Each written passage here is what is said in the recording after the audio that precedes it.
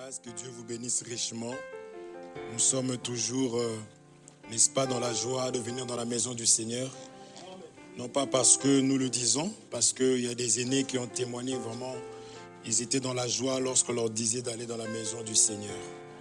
Alors, ma prière cet après-midi, que cette joie que David avait, cette joie que j'ai dans mon cœur, que toi aussi tu l'aies. Les enceintes.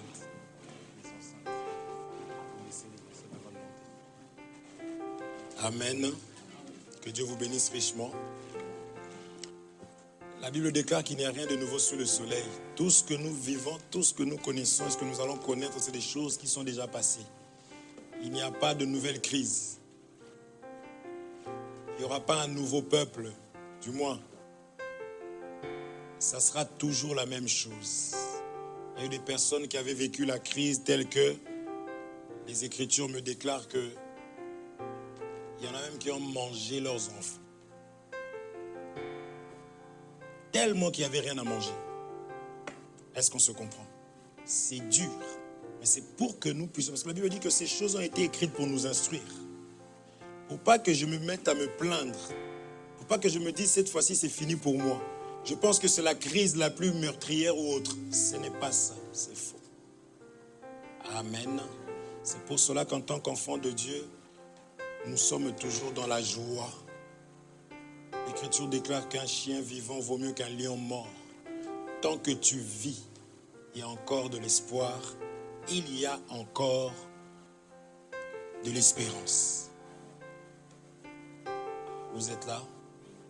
C'est pour cela que nous sommes toujours joyeux et que nous bénissons le Seigneur.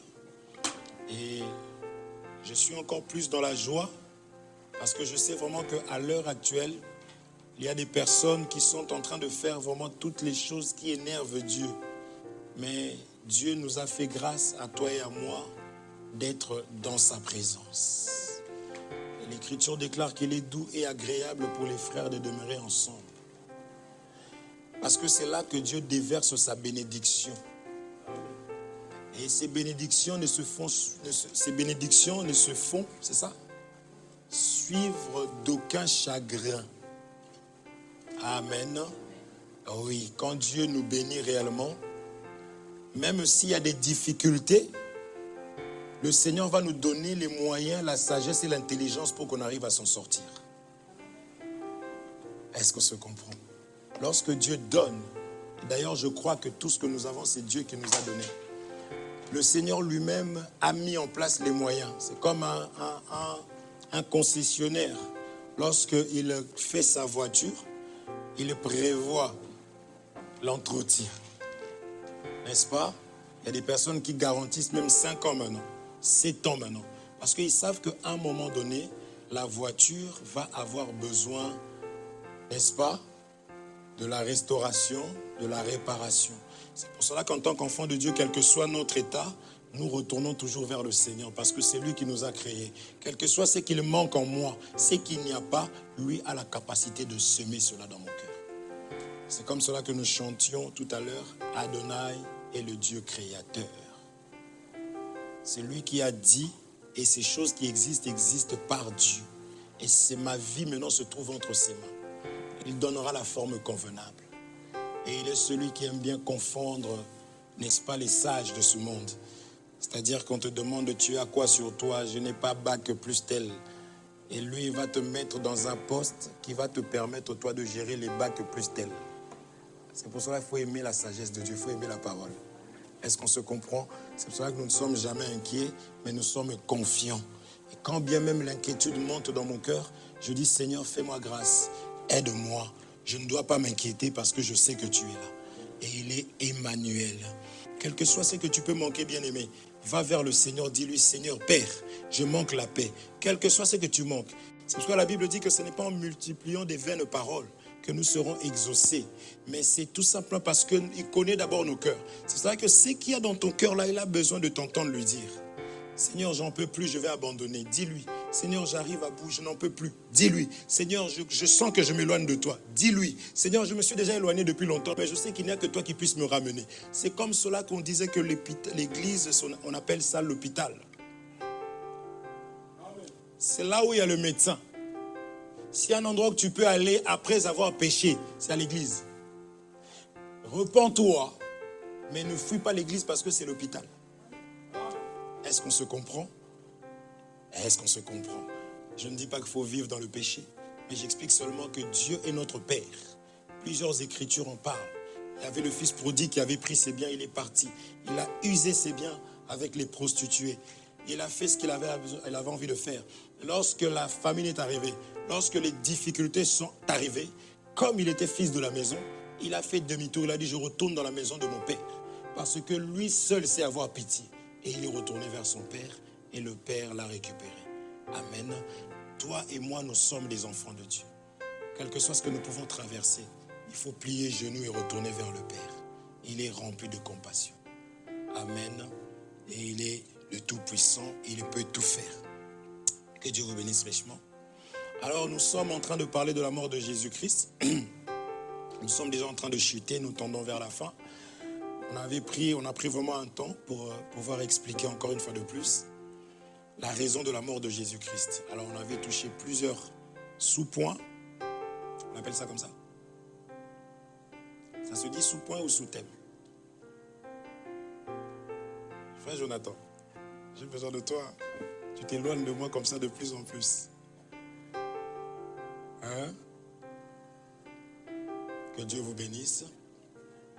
On a touché plusieurs sous-thèmes. D'accord? On est en train encore d'accentuer, d'expliquer. Donc le premier sous-thème qu'on avait touché, on avait expliqué seulement que Jésus était mort à la croix pour réunir, pour rassembler. C'est sur YouTube. On a touché ça en 2 temps. Et on a touché aussi le point où l'ouverture du ciel. On a touché l'ouverture du ciel en 2 temps. Et qu'avions-nous touché la dernière fois comme sous-point, sous-thème?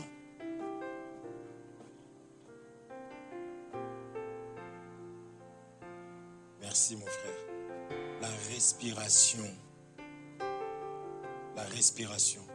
Et nous sommes dans le livre de Jean, lisons. Jean chapitre 11, dont nous poursuivons tout simplement. Jean chapitre 11, verset 35, vu qu'on avait déjà lu. Jean chapitre 11, au verset 35. C'est quelque chose que nous connaissons. Si tu veux être à jour, je te conseille d'aller sur YouTube pour regarder. D'accord? Donc c'est l'histoire de Lazare. Alors, on nous dit ici dans Jean chapitre 11 au verset 35, la Bible dit ceci. Jésus se met à pleurer. Ça c'est parce qu'il est venu voir Lazare. On lui a dit que Lazare était mort. Ça faisait déjà 4 jours. On a expliqué pourquoi il fallait que ce soit le 4e jour qu'il soit là.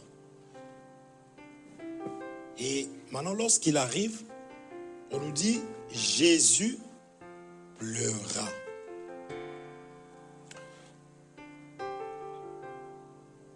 Sur quoi les Juifs dirent, voyez comme il l'aimait. Et quelques-uns d'entre eux dirent, lui qui a ouvert les yeux de l'aveugle, ne pouvait-il pas faire aussi que cet homme ne mourût point? Jésus, frémissant de nouveau en lui-même, se rendit au sépulcre. C'était une grotte et une pierre était placée devant. Vous pouvez souligner Jésus pleura. Vous pouvez souligner la pierre. D'accord? Au 39, Jésus dit, ôtez la pierre. Marthe, la sœur du mort, lui dit, Seigneur, ils sont déjà, car il y a 4 jours qu'il est là. 40, Jésus lui dit, ne t'ai-je pas dit que si tu crois, tu verras la gloire de Dieu? Ils ôtèrent donc la pierre et Jésus leva les yeux en haut et dit, Père, je te rends grâce de ce que tu m'as exaucé. Pour moi, je savais que tu m'exauces toujours, mais j'ai parlé à cause de la foule qui m'entoure, afin qu'ils croient que c'est toi qui m'as envoyé. 43. Et on dit cela, il cria d'une voix forte, Lazare, sors! Et le mort sortit, les pieds et les mains liés de bandes, et le visage enveloppé d'un linge. Jésus leur dit, déliez-le et laissez-le aller. Amen.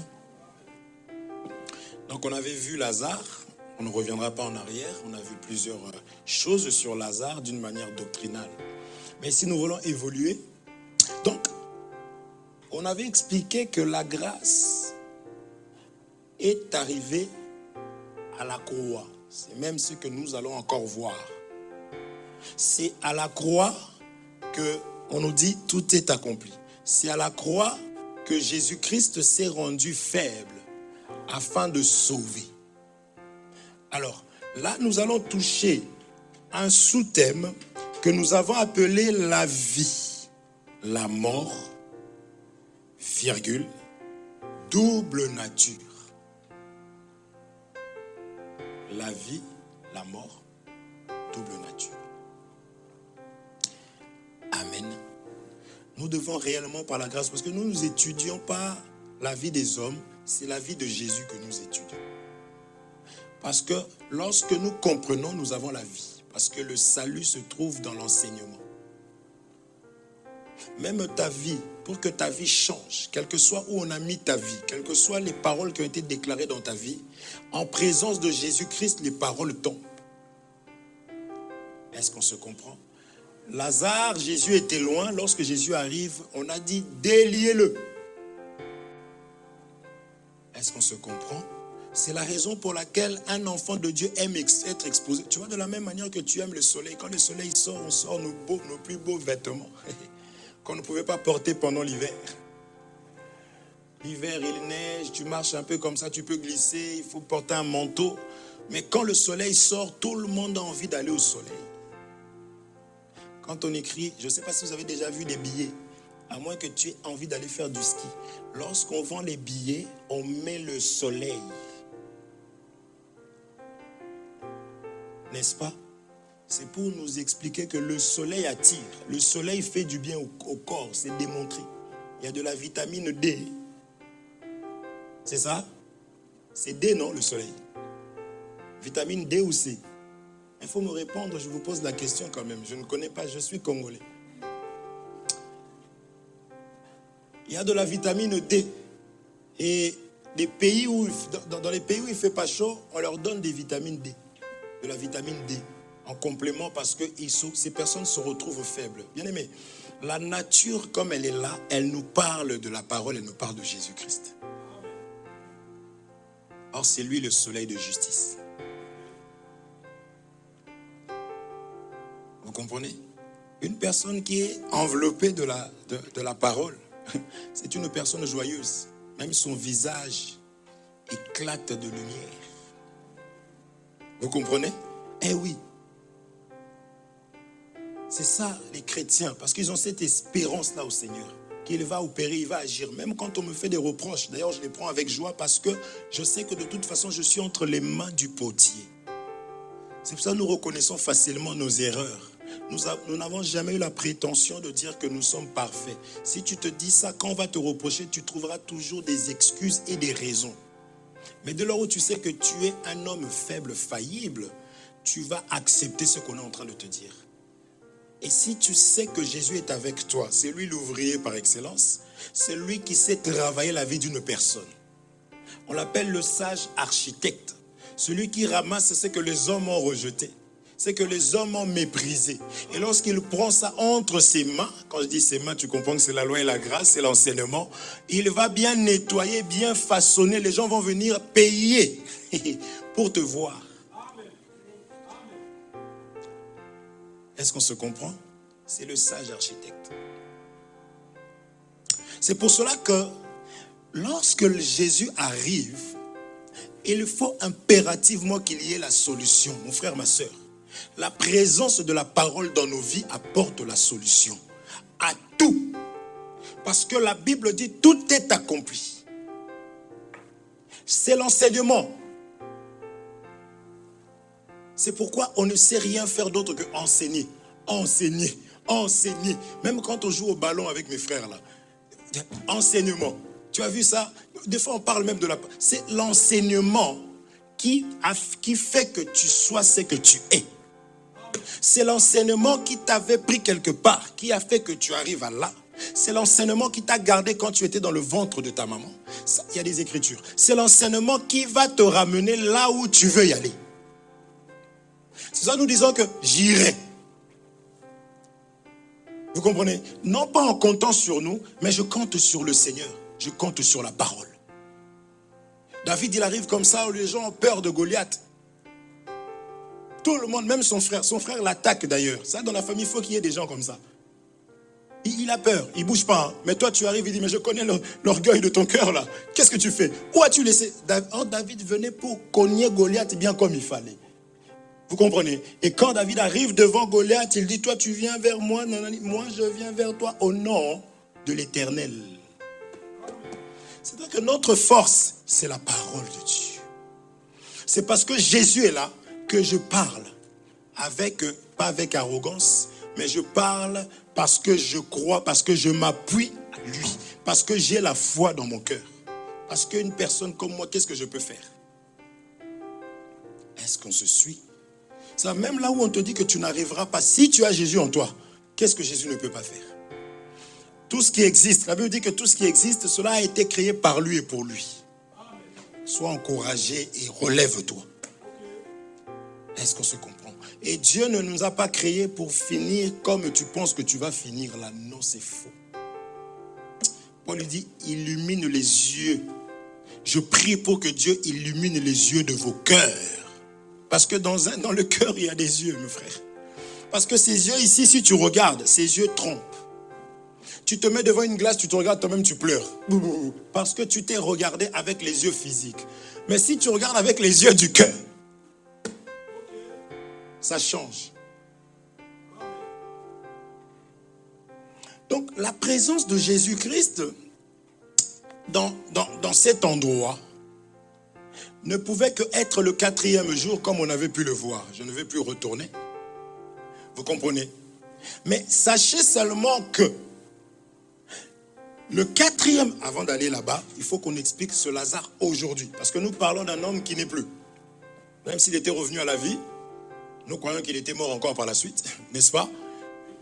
Donc, on ne peut pas rester parler de Lazare, cela ne va pas t'instruire. Il faut comprendre que ce Lazare ici-là, c'était l'image de cet homme qu'on n'arrête pas d'en parler depuis Genèse chapitre 3.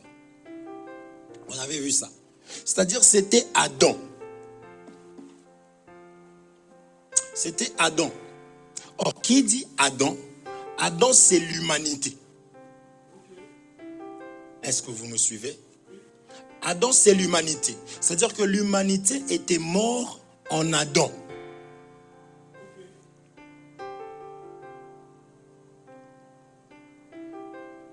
Est-ce que vous comprenez ça? Et c'est normal qu'on aille enterrer cette... Lisons, prenons cette écriture. 1 Corinthiens chapitre 15, verset 22.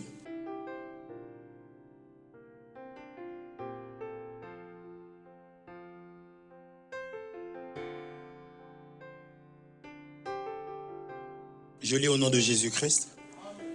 Tous les êtres humains meurent parce qu'ils sont unis à qui?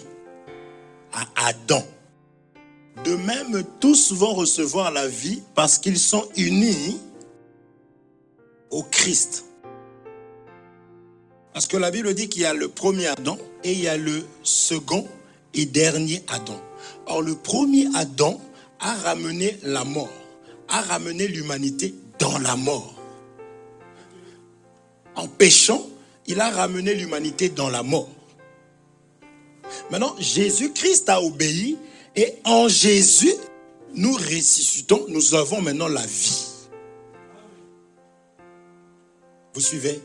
Donc, vu que Lazare était malade et puis mort, on explique que cet homme-là, c'est le type d'Adam. C'est l'image de l'humanité.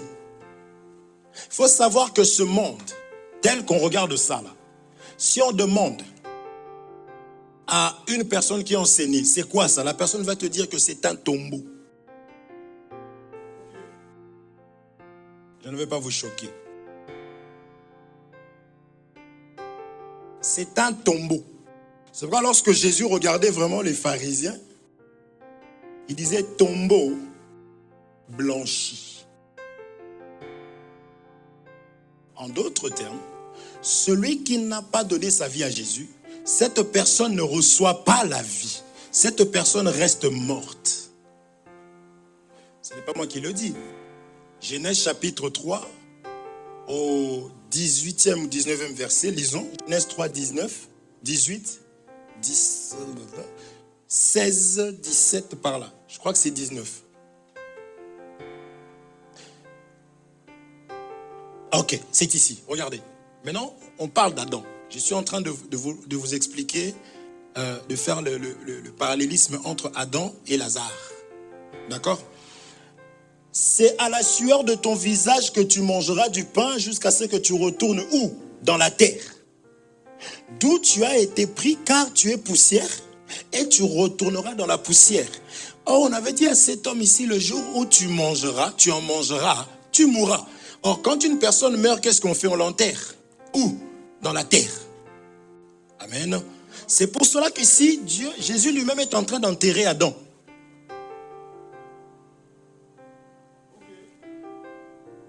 Ce n'est pas ce qui se passe? C'est ce qui se passe, non? Quand une personne décède, nous l'enterrons. Donc ici, il est en train d'enterrer Adam. Donc Adam était mort parce que Dieu ne ment pas. Une fois mort, suivez, il devient la nourriture de celui qui mange les morts. Il y en a un qui mange que des cadavres. C'est le serpent. Amen. Je ne veux pas vous faire peur avec le serpent. Si quelqu'un a peur, il faut me dire. C'est l'enseignement. C'est des choses qui sont dans nos Bibles. Il faut les connaître pour que tu connaisses ta puissance et ta position. L'importance de la mort de Jésus-Christ à la croix de Golgotha.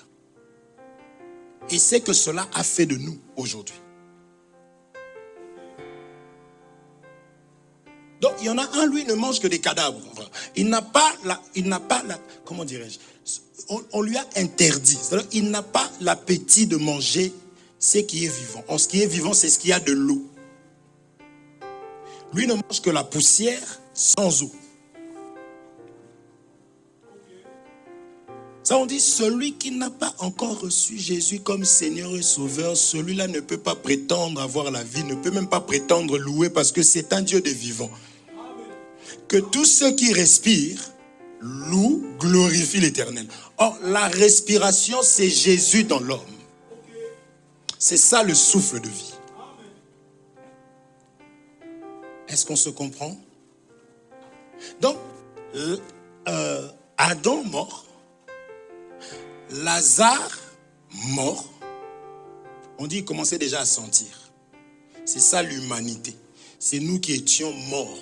Paul explique, achetant cette écriture, nous étions morts par nos offenses. Vous qui étiez morts par vos offenses.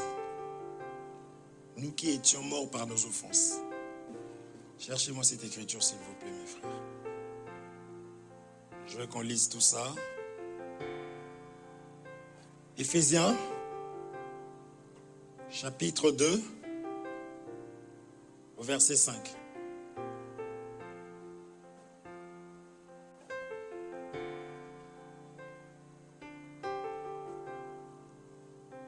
Nous n'aurons pas le temps de marteler sur le péché, mais je pense que nous comprenons les conséquences du péché. Lorsqu'une personne joue avec le péché, le but, ce n'est pas de dire Jésus va me pardonner, donc je vais pécher un petit coup. Non. Il faut savoir que le péché nous ramène dans l'autre état. C'est le péché qui ouvre des portes dans nos vies pour que l'ennemi puisse nous saisir. C'est ça qui nous fait tourner en rond. Donc il faut connaître la gravité du péché, parce que ici, cet homme Adam, c'était un homme que Dieu aimait, que Dieu a aimé. C'était son premier fils. Il a dit, mon fils bien-aimé. Il était à son image. Il lui a donné tout ce qu'il fallait. Et tant qu'il obéissait à Dieu, il était dominant. Il était vainqueur. Mais lorsqu'il branche les animaux, déjà regardez la vie de ses enfants. C'est pourquoi une mère, un père qui aime ses enfants, il est modèle parce qu'il sait quel héritage il va laisser à ses enfants. On a toujours dit ceci, laisse un compte épargne à tes enfants, c'est très bien, tu es une bonne personne. Laisse de l'argent dans le compte, c'est bien. Mais si tu ne leur donnes pas Jésus-Christ, tu es un mauvais parent. Est-ce qu'on se comprend? Parce que l'œuvre de la croix rassemble, c'est Jésus qui rassemble. On a vu des mères, des pères partir, les enfants dispersés. Est-ce qu'on se comprend? Mais Jésus-Christ, même après toi, parce que David dit, j'étais jeune, j'ai vieilli, je n'ai pas vu un juste abandonné, ni sa postérité être mendiant. Donc ne jouons pas avec le péché, mes bien-aimés. Si tu branches, relève-toi. Mais si tu joues, tu ouvres des portes, l'ennemi saisit tes finances, l'ennemi saisit tes projets parce que lui te garde en esclavagisme. L'ennemi saisit ton mariage, l'ennemi saisit tout ce qui est à toi. Est-ce qu'on se comprend? Que Dieu vous bénisse. L'apôtre Paul dit dans Ephésiens chapitre 2, à partir du premier verset, vous étiez morts par vos offenses et par vos péchés. Amen. Donc lorsque l'homme pêche, meurt. C'est spirituellement que je parle. Voilà pourquoi je disais que le monde ici là est un tombeau. Vous comprenez? Mais nous sommes dans le monde, mais pas du monde. J'ai entendu la question, frère, c'est qu'il dit là, mais ça veut dire que nous sommes dans un tombeau. Mais nous ne sommes pas des habitants. Vous suivez? Nous ne sommes pas du monde, mais nous sommes dans le monde. Ça a toujours été l'image que Dieu a toujours fait lorsque son peuple allait quelque part. On leur donnait un endroit à eux parce qu'ils sont spéciaux. Mais attention, eux savent qu'ils sont spéciaux. Quand on leur a donné Gozen ou Goshen, ils étaient contents parce qu'ils savaient qu'ils ne pouvaient pas se mélanger. Mais pour les Égyptiens, pour eux, les Israélites, ils sont abominables. Non, David, arrête. Est-ce qu'on se comprend? Vous suivez? Pour les païens, pour ceux qui ne connaissent pas, qui n'ont pas l'enseignement, nous sommes des abominables. Donc n'attends pas à ce qu'une personne qui n'est pas enseignée vienne te dire que non, te fasse des compliments, je ne sais pas comment, non. Parce que celui qui connaît ta valeur, c'est un autre toi-même. Parce que la Bible dit, nous sommes les membres du corps. C'est comme une mère, on insulte son fils. Et puis l'enfant a vraiment une grosse tête. Alors on dit, regarde sa grosse tête là. La maman se fâche comme pas possible. Parce que la mère connaît la douleur qu'elle a eue pour enfanter cet enfant. Et il y a même des gens, mais quoi, mon fils a une grosse tête? C'est vous, oui. Et quand on compare, effectivement, son fils a le double de la tête de l'autre. Mais pour la maman, son fils c'est le plus beau et c'est le meilleur. Celui qui peut te rejeter ou t'insulter, c'est celui qui ne t'a pas engendré. Ça ne peut pas te faire du mal au même titre que le rejet de ta maman. Quand une mère rejette son enfant, ça fait très mal. Et encore là, le Seigneur dit que l'Éternel n'oubliera pas. Donc si ta maman te rejette, ça peut faire mal. Mais un inconnu qui t'insulte dans la rue, ça peut faire mal. Mais ça ne sera pas au même titre qu'une personne qui te connaît réellement, n'est-ce pas? Donc si on te rejette, accepte-le et bénis le Seigneur parce que Dieu ne te rejettera jamais parce qu'il connaît ta valeur et ton importance. Mais éloignons-nous du péché. Fuyons la tentation. Il y a des endroits que lorsqu'on y va, on sort de là maudit. Il y a des endroits quand on y va, on sort de là rempli. on réfléchit différemment. On devient intelligent. Vous voyez, il y a des personnes, quand on les fréquente, notre vie change. On ne réfléchit plus comme certaines personnes. Tu marches avec des gens quand ils ont l'argent. Ah là, je vais prendre 50 grecs pour moi tout seul. J'ai envie de me faire plaisir, frérot. Guillaume m'a dit, moi, ces gens-là, je les veux. J'ai entendu dans ma tête. Moi, il faut que je mange bien. Là, laisse tomber là, là, cet été, ça va être chaud. Et c'est la même personne qui viendra emprunter chez toi. Or, et toi, tu vas commencer aussi, parce que les mauvaises compagnies corrompent les bonnes mœurs. Alors, choisis les personnes que tu vas fréquenter, les personnes qui vont te ramener vers le haut. J'ai toujours dit, une personne qui est mariée fréquente plus les mariés, qui sont sages. Fréquente la femme qui respecte son mari. Fréquente le mari qui respecte et honore sa femme. Est-ce qu'on se comprend? Si tu es marié, que tu vis avec les autres, des célibataires, je ne dis pas qu'il faut les rejeter. Il y a une différence. Vous suivez? Tu vas être célibataire dans le mariage. Et tu vas faire des dégâts. Tu ne comprendras pas. Elle m'empêche de vivre. Mais qui t'a dit de te marier? Vous suivez? Nous autres, si tu es où? Ah, j'arrive. Qu'est-ce qu'il y a? Tu veux que je rentre maintenant? Non, ça va, tu peux. Les gens ne comprennent même pas l'importance du mariage. Ça arrivera. Que Dieu vous bénisse. Nous étions morts à cause du péché. Donc ce Lazare ici, c'est l'humanité. Mais l'humanité va trouver son sens chez celui à qui on avait dit, voici le lion de la tribu de Juda. Vous comprenez? Alléluia. Mais il n'est pas seulement lion, il n'est pas seulement agneau, il a cette double nature. Quand il arrive le quatrième, nous savons que le quatrième fils, on l'avait vu, c'était effectivement Judas, n'est-ce pas? La louange, on l'avait vu précédemment. Parce qu'on dit que tout celui qui respire glorifie l'Éternel. Donc lui, il est le souffle, il est la respiration. Lorsque sa mère l'a enfanté, elle a dit, maintenant je louerai, n'est-ce pas? Donc on a vu que Dieu est un Dieu des vivants. Les morts louent l'autre. Parce qu'il les mange, du moins, il a la domination sur eux parce que pour lui c'est agréable. Ceux qui n'ont pas Jésus, il faut les laisser faire leur vie. Ne t'inquiète pas que l'autre te dise, moi j'ai 5 femmes, 5 meufs. Pourquoi tu veux te fâcher? Il est mort par ses offenses. Il faut vraiment que tu comprennes que sa vie est entre les mains de l'ennemi. Est-ce qu'on se comprend? Coréa, ça va? Tu peux, si il ne va pas, tu écris. Tu poses la question et on répond. N'hésite pas. D'accord? Accepte. Il y a des gens, ah, mais il m'a énervé quand je l'ai entendu parler. Mais pourquoi il va t'énerver puisque lui, vous voyez, c'est 2 camps, 2 peuples, 2 raisonnements. Tu peux avoir un problème avec un enfant de Dieu, quelqu'un qui se nomme frère, mais qui vit comme les païens ou qui réfléchit comme les païens. Et encore, il y a un temps pour atteindre un certain niveau.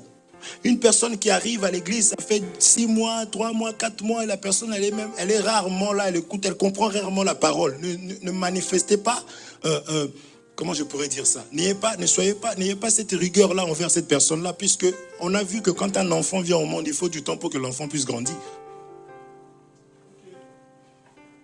Mais une personne, on dit, qui se nomme, c'est-à-dire que la personne sait que je suis frère. J'ai compris, j'ai accepté Jésus comme Seigneur et Sauveur. Et puis dans les interventions, des questions, on sait que cette personne a une certaine maturité.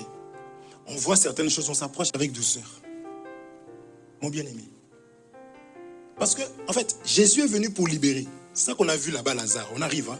Jésus est venu pour sauver. Lorsqu'on te voit dans la mort, ou on voit un lien de la mort, ou on voit quelque chose qui te ramène dans la mort, on doit, avec amour, avec douceur, s'approcher et dire, mon bien-aimé. Et si c'est un bien-aimé, il va dire, sois béni. Vous savez, on sait reconnaître une personne humble. Hein? Vous savez ça? On sait reconnaître que non, cette personne-là, tu as besoin de dire, ah, la personne, tu vois, on dirait que toi, tu arrives à voir même sa vie. Tu comprends que la personne vient de comprendre que c'est à cause de ça. Et cette personne-là, elle sera terrible. Parce que quand je comprends que ce qui me bloquait, c'est ça. C'est même pas avec la main que je vais pousser, c'est le pied. Vous comprenez? Et je pars comme une fusée. Je comprends que j'ai perdu mon temps. Amen. Ah mais oui, sinon il n'y aurait pas eu cette écriture qui dit que Dieu va... C'est quoi? Je remplacerai les années qu'on dévorait. Donc ta vie là, c'est quelqu'un qui dévore ça. C'est comme les Madianites, n'est-ce pas? Israël récoltait. Et lui, il mangeait la récolte. C'est-à-dire que tu as 3000 € dans ta poche. Tu es content. Pendant que tu danses là, tu regardes comme ça, là, un trou. Il y a une personne qui veut te garder dans cet état. Alors, lorsque le Seigneur, tu rencontres Jésus, le Seigneur Jésus-Christ fait tomber tout. Parce que la Bible dit, tu n'auras pas un autre Dieu devant ma face. C'est-à-dire que lorsque la parole de Dieu vient dans ta vie, elle a la capacité de faire tomber les autres que toi tu as appelés Dieu. Et tu diras, oh, l'Éternel est Dieu. Donc tu vas voir la restauration dans ta vie. Est-ce qu'on se comprend? Vous êtes là? Ah, j'explique seulement la mort, non? Vous savez comment ça se passe? Je suis en train d'expliquer la mort de Lazare. Donc ce Lazare-là, c'est ma vie passée, c'est ta vie passée. Parce que quand on rencontre Dieu, on dit aujourd'hui. C'est vrai que quand les gens le rencontraient, Jésus disait aujourd'hui. Il ne remet même pas à demain. Quand tu rencontres le Seigneur, il faut croire. Est-ce qu'on se comprend? Il faut croire. Parce que celui que Dieu aime, il lui donne l'enseignement en fait. Vous êtes là? Je suis encore dans la mort. J'explique seulement ça. Est-ce qu'on se comprend? Vous êtes là? Maintenant, voici, donne-moi Apocalypse chapitre 5, s'il te plaît.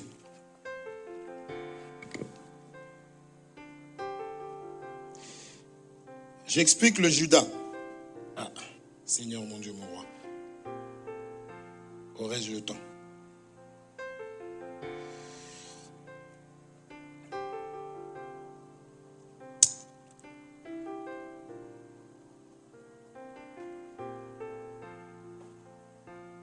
Il y a quelqu'un? Lisons au nom de Jésus-Christ. Je vois un livre en forme de rouleau. Il est dans la main droite de celui qui est assis sur le siège royal. Ce rouleau est écrit des deux côtés. Il est fermé avec 7 taches en cire. C'est quoi cette version-là?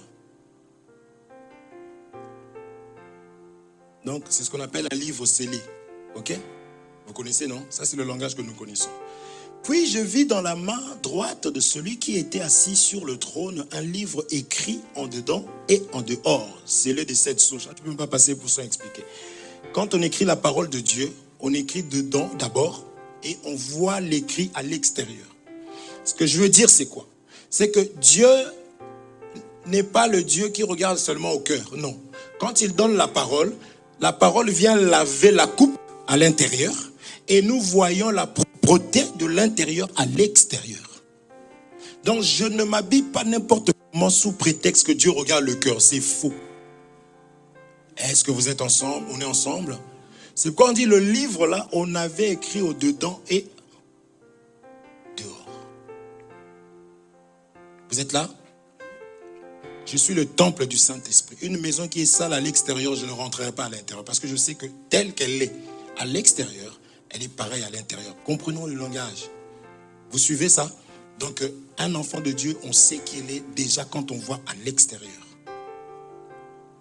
Je continue. Et je vis un ange puissant qui criait d'une voix forte, qui est digne d'ouvrir le livre et d'en rompre les sceaux. Et personne dans le ciel, ni sur la terre, ni sous la terre ne put ouvrir le livre ni le regarder. C'est-à-dire que quand on a posé cette question-là, l'oncle le plus sorcier, le sorcier le plus ancien de ta famille, le livre était là. Vous comprenez? Parce qu'il n'était pas digne de pouvoir ouvrir le livre et de rompre le sceau. Et j'aime beaucoup, dans les cieux, sur la terre, sous la terre, personne n'était capable de pouvoir racheter. Est-ce qu'on se comprend? De donner l'explication, de délier. On a vu ça. Et je pleurais beaucoup de ce que personne ne fut trouvé digne d'ouvrir le livre ni de le regarder. Continue. Et l'un des vieillards me dit, ne pleure point, voici le lion de la tribu de Juda. On présente d'abord le lion. Le rejeton de David a vaincu pour ouvrir le livre et ses 7 sceaux. On continue.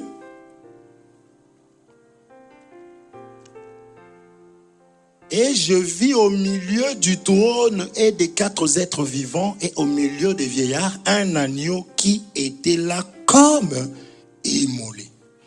C'est ça que je disais, que dès l'annonce, dès le début, on nous explique que cet homme, cet agneau, tu le vois agneau à l'extérieur, mais au-dedans de lui, c'est tout un lion.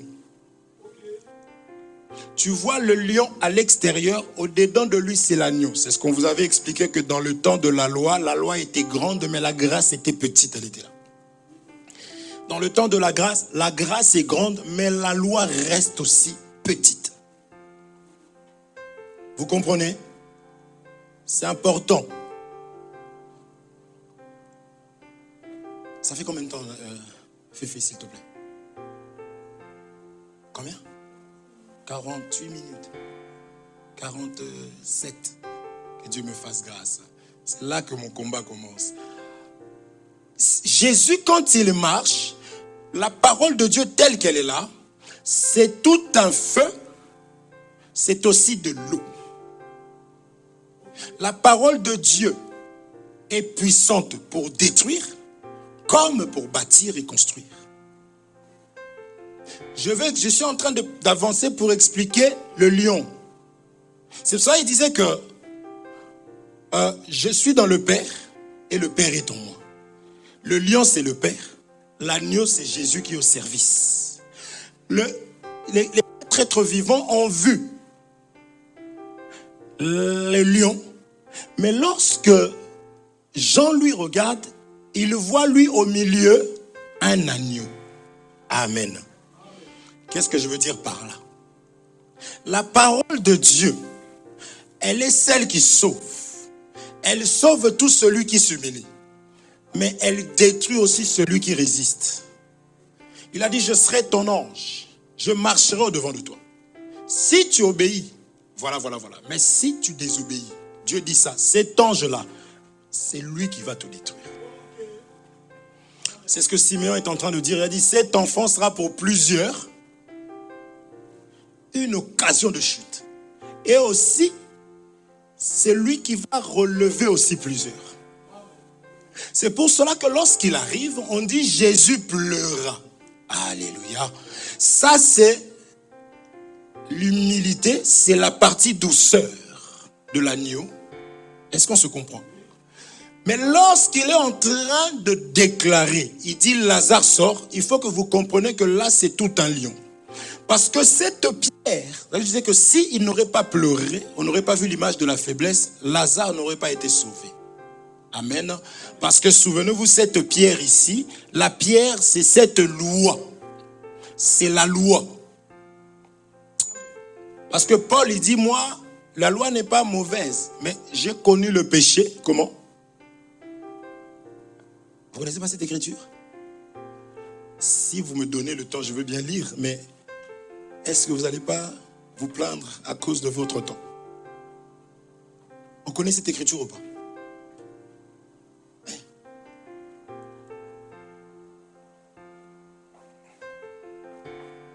On ne connaît pas l'écriture? Mais donnez-moi l'écriture. Lisons. Je lis au nom de Jésus-Christ. Que dirons-nous donc? La loi est-elle péché? Loin de là. Mais je n'ai connu le péché que par la loi. Car je n'aurais pas connu la convoitise si la loi n'eût dit tu ne convoiteras point. Regardez comment ça se passe. Et le péché, saisissant l'occasion, produisit en moi par le commandement toutes sortes de convoitises, car sans la loi, le péché est mort. S'il te plaît. Pour moi, étant autrefois sans loi, je vivais. Mais quand le commandement vint, le péché reprit vie et moi je mourus.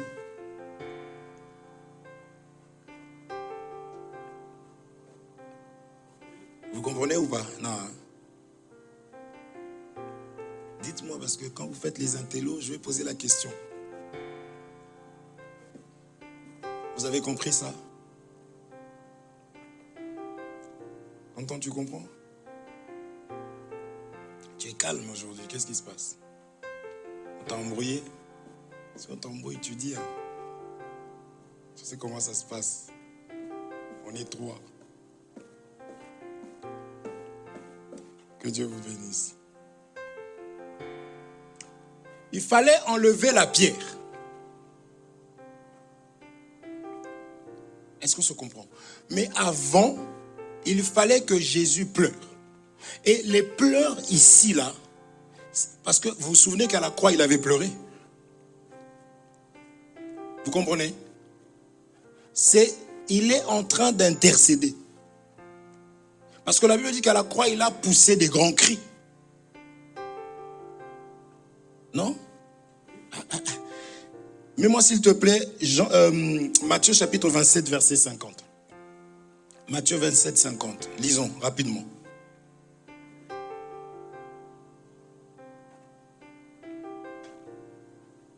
Matthieu 27, 50 nous dit ceci.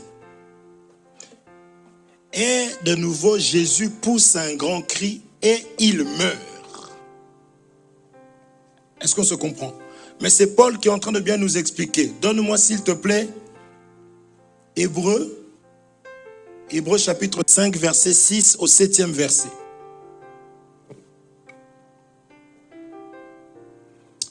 Je veux que nous puissions commencer. C'est vrai que quand on lit, on va arriver, on va voir quelque part, Jésus est fatigué. On lit ça comme ça qu'il est fatigué. Mais c'est par rapport à ce qu'il va faire. Et généralement, vous allez voir que, je prends l'exemple de Jean 4, il va rencontrer la Samaritaine. Vous voyez?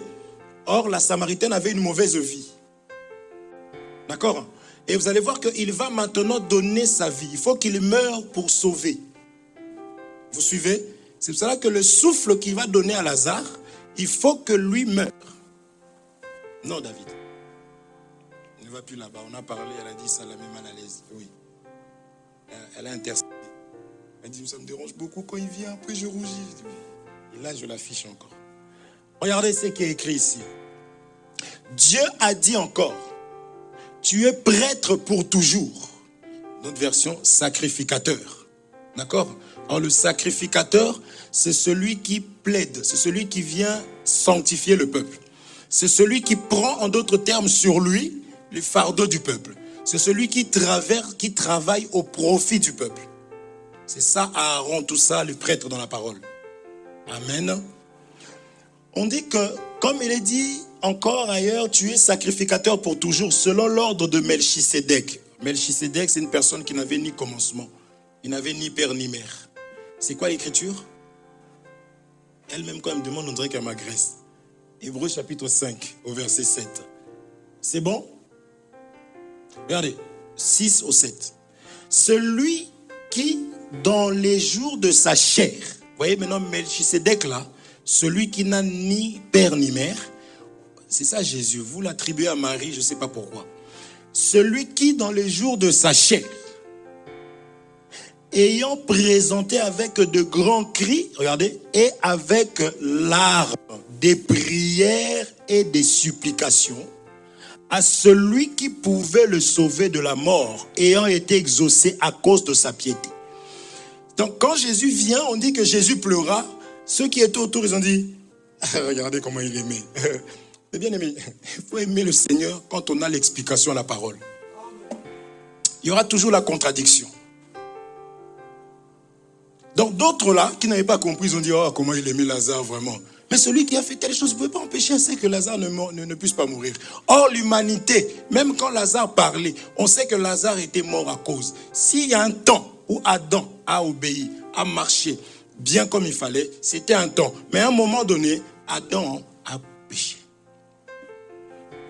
Et le salaire du péché, c'est la mort. Adam était mort. Amen. Et maintenant, Jésus arrive, il faut qu'il pleure. C'est l'œuvre de la croix. Est-ce qu'on se comprend? Et cette œuvre a été accomplie pour sauver combien de peuples?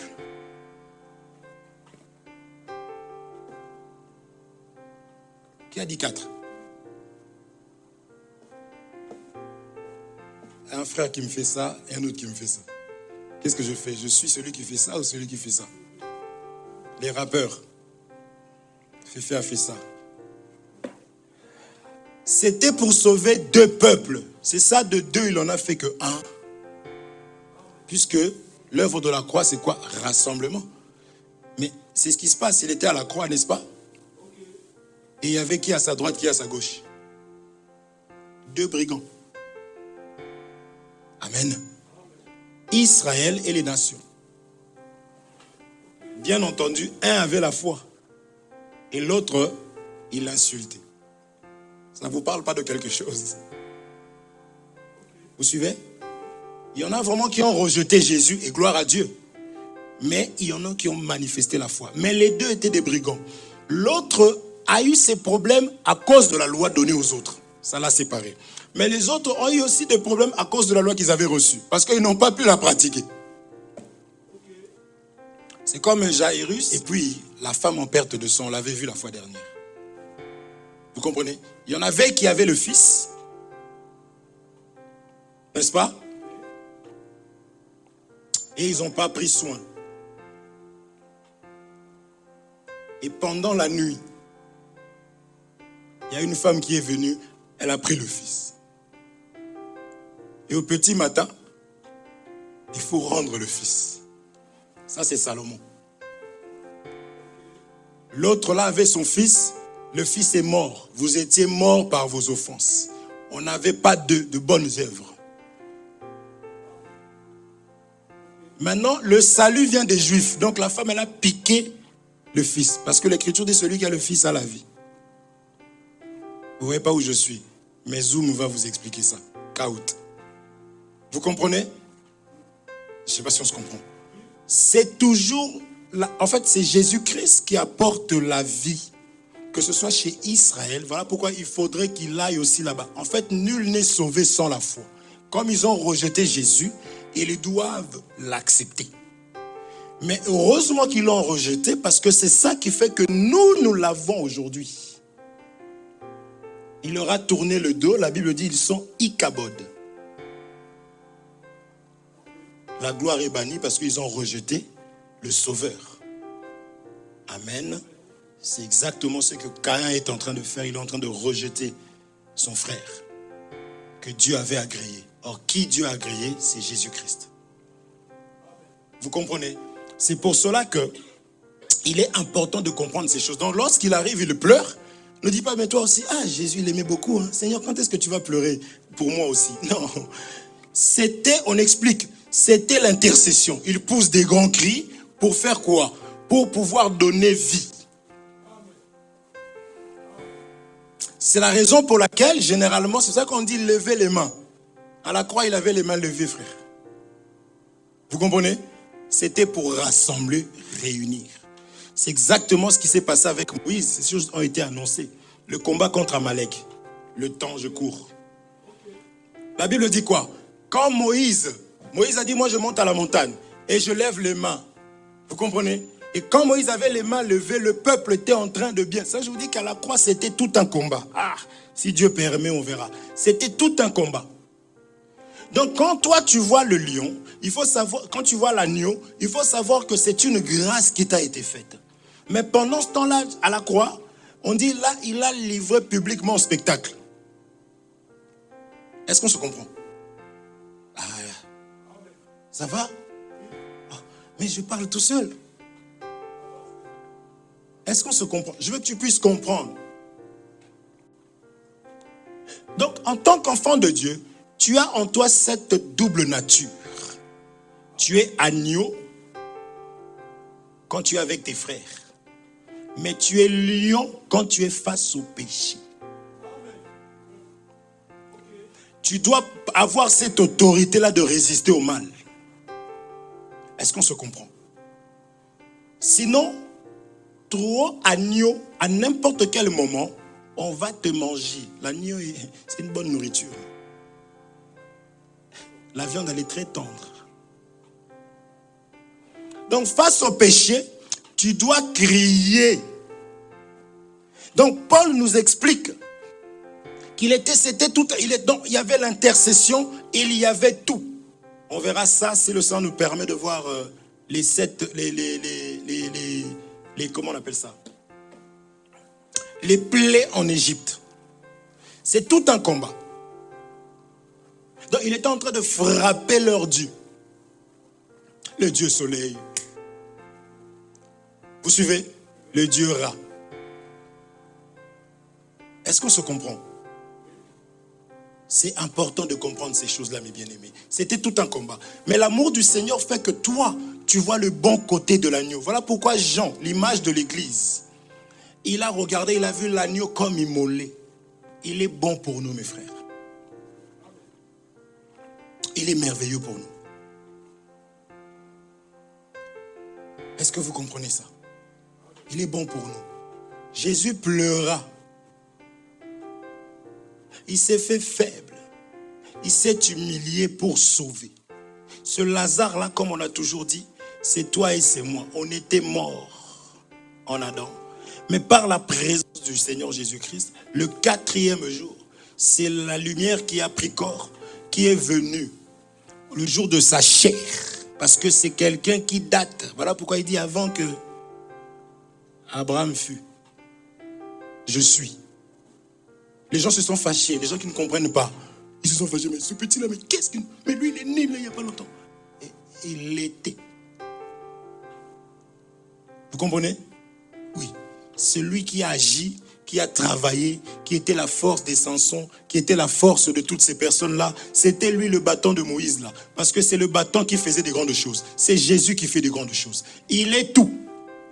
Il a été symbolisé comme ça pour que nous puissions comprendre l'importance et la valeur de ce que nous avons reçu, mes frères.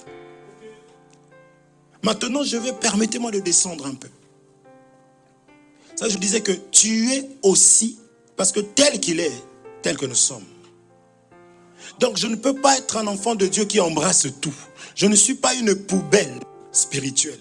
Je ne peux pas tout ramasser, tout amasser. Je dois savoir connaître mes limites, mes frères.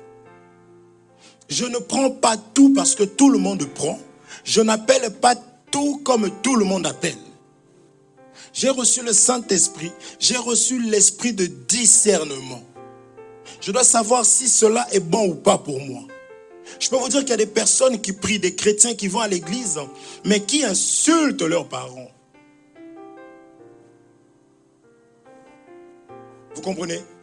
Au nom de l'évangile. Il y a des chrétiens qui prient, qui insultent leur mari. Le droit de naissance.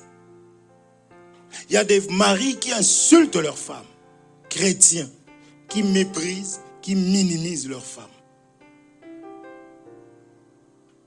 Est-ce qu'on se comprend?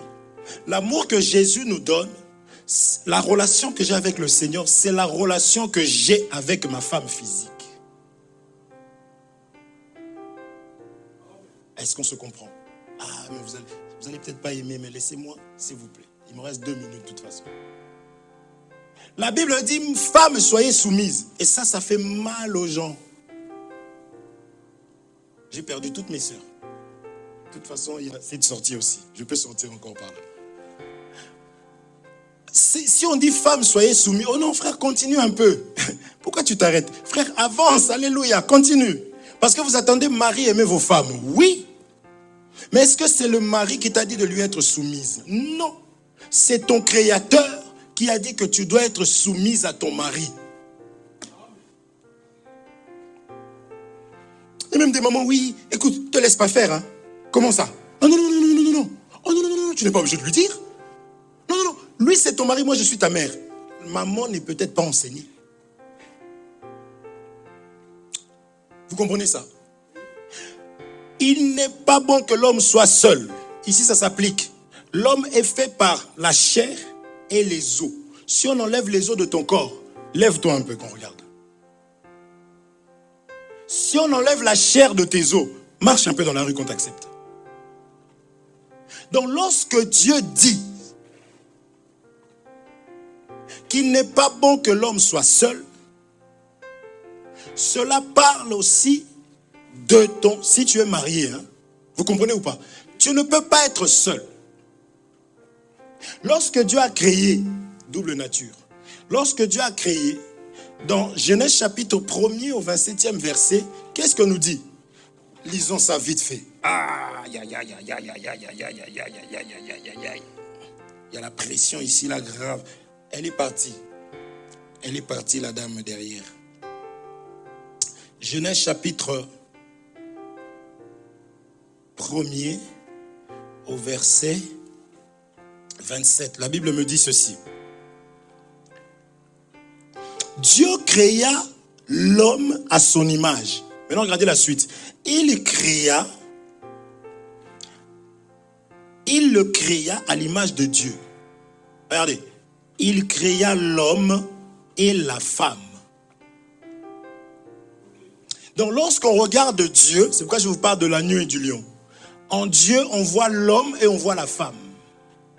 Dans la femme, on voit la douceur. Vous comprenez ça? Dans l'homme, on voit l'autorité. 1 Corinthiens chapitre 11. Est-ce qu'on se comprend? Vous comprenez ou pas? Maintenant, nul ne sépare ces deux-là. Voilà pourquoi on dit, mais Jésus dit, mais mon Père, on lui dit, mais Seigneur, montre-nous seulement le Père. Il dit, depuis le temps où je suis avec vous. Il dit, le Père est en moi, je suis dans le Père. Le lion et l'agneau. J'explique ça que dans ta vie, il faut que tu arrives à savoir dire non comme un lion. Il faut que tu te poses au péché. Le péché ne peut pas dominer sur toi parce que tu as reçu une puissance. La Bible déclare, l'Esprit, vous recevrez le Saint-Esprit. N'est-ce pas? L'Esprit survenant sur vous, vous recevrez quoi? Une puissance. Et vous serez mes témoins. Si je me sens faible, Seigneur, comment je peux témoigner de toi si je suis faible moi-même? Donne-moi la force. Et je dis, demandez tout ce que vous demanderez. Amen. Il faut qu'en moi qui est le lion, qui est l'agneau. Comme Jésus marchait, en lui, il y avait tout un lion. Ils sont venus l'arrêter, mes frères. Qui cherchez-vous? Jésus. Ils sont tous tombés. Le lion. Boum! Il leur demande qui il se relève. C'est vrai que si Dieu endurcit le cœur d'une personne, c'est compliqué, mes frères. Tout ce qui est bien, il va embrasser tout ce qui est mauvais. Tout ce qui est bien. Donc, moi, je tombe une fois. Une personne qui vous demande seulement qui cherchez-vous. Moi, je réponds, je tombe. Frère Jonathan, la poudre d'escampette que je vais prendre ce jour-là, je vais dépasser Usain Bolt. Mais il se relève encore. Qui cherche? Boum! Ah! Vous comprenez? Après, il s'est rendu. Il s'est fait agneau pour sauver. Donc, comme il est en train de pleurer là-bas, il savait que pour que ces gens, pour que Lazare revienne à la vie, il faut que je pleure. Je dois me rendre faible. Amen. Je dois intercéder. Vous comprenez? Je suis venu pour intercéder. Un sacrificateur, mes frères. Parce qu'aujourd'hui, on joue. Un sacrificateur n'a pas de vie. Sa vie, c'est ce que Jésus lui a donné. Il y en a une qui m'a appelé hier à minuit. J'étais là, les genoux par terre, je priais, ça sonne, je regarde, je dis, ah Seigneur, je ne peux pas prendre. Des fois, il m'arrive de prendre, mais là, le Seigneur a dit, ne prends pas, je n'ai pas pris. Je continue ma prière. Je dis, Seigneur, avant de dormir, je finis plus tard. Je dis, Seigneur, garde la personne. Aujourd'hui, à genoux, en train de prier, Seigneur, avant de venir à l'église, ma femme, elle arrive avec un téléphone. C'est ça qu'aussi, il faut avoir une bonne femme. Elle aurait pu ne pas décrocher, mais le Saint, elle a décroché. La personne est attaquée. C'est ça qu'il faut écouter le Saint-Esprit. La personne est attaquée. J'ai dit à genoux. Et j'étais en train de demander, remplis-moi, remplis-moi. Non, de Jésus. Comme d'hab, Dieu me dit, appelle ta femme. Quand elle arrive, mes frères, Dieu a uni l'homme et la femme. Il faut comprendre l'importance de ta femme, l'importance de ton mari. Vous allez être divisés au moment où les combats vont arriver. Vous êtes loin, vous êtes en conflit. Imaginez-vous qu'on était en conflit maintenant. Est-ce qu'on se comprend? Amen. Alléluia. Je m'arrête là. Je vois que Dieu vous bénisse richement. Tout ce que nous voyons dans les Écritures, ça parle de la bonté de Dieu à mon égard et à ton égard. Tout ce que Jésus faisait, c'était pour sauver.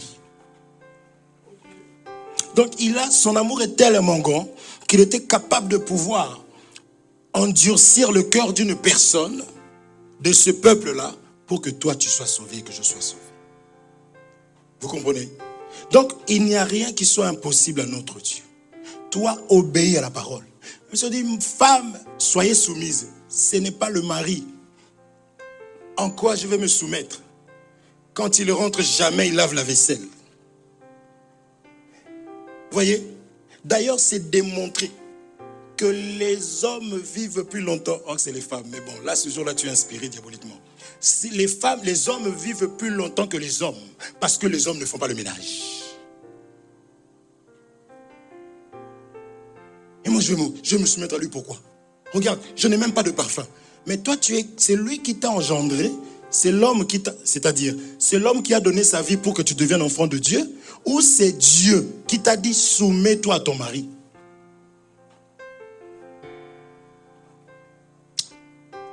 Vous comprenez ça?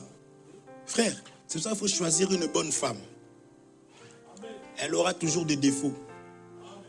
Mais, comme toi aussi tu en as, choisis déjà une femme qui craint Dieu. Vous comprenez ça? Donc si elle craint Dieu, tout ce qu'elle entend dans ça, c'est que je dois être uni avec mon mari. Même si le combat arrive, même s'il y a des conflits, elle sait qu'il faut qu'on soit en paix. On ne sait jamais. Est-ce qu'on se comprend? Je rentre dans le mariage. Que Dieu vous bénisse richement. Je veux que tu te lèves là où tu es, très rapidement. Je veux que tu pries vraiment ton Dieu. Tu vas demander à Dieu. Parce qu'à la croix de Golgotha, comme on a vu, Jésus a accepté l'œuvre de la croix pour toi et pour moi. Dis-lui, Seigneur, cette œuvre de la croix que tu as acceptée, c'était pour moi. C'était pour que je puisse être sauvé et délivré comme ce Lazare-là. C'était pour que je ne sois plus esclave du monde.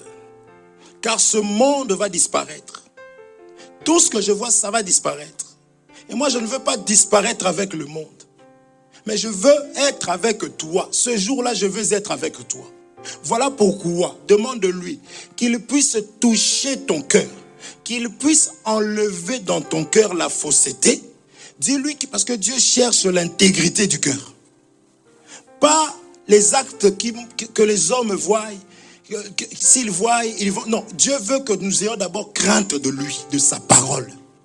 Dis, Seigneur, donne-moi l'intégrité. Rentre, pénètre mon cœur et donne-moi la droiture. Donne-moi l'intégrité. Dis même, donne-moi la haine du péché. Que la nature lionne là puisse rejeter. La nature du lion puisse rejeter le péché.